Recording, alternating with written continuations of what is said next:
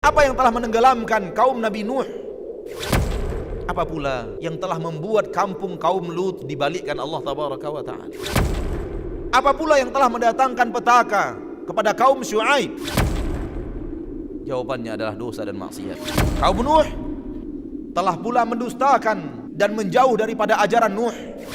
Demikian juga dengan kaum Hud, sombong luar biasa yang di permukaan bumi dan berkata, "Man asyaddu minna quwwah." Siapa lagi di permukaan bumi ini orang lebih kuat daripada kita, kaum 'Ad. Kaum Lut melakukan aksi cinta sejenis. Kaum Syuaib telah mencurangi timbangan dan berbohong dalam takaran.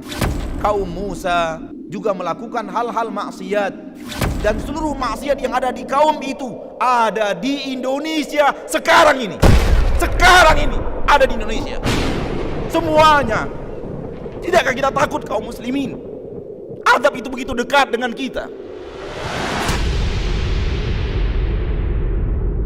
واتقوا فتنة لا تصيبن الذين ظلموا منكم خاصة واعلموا أن الله شديد العقاب.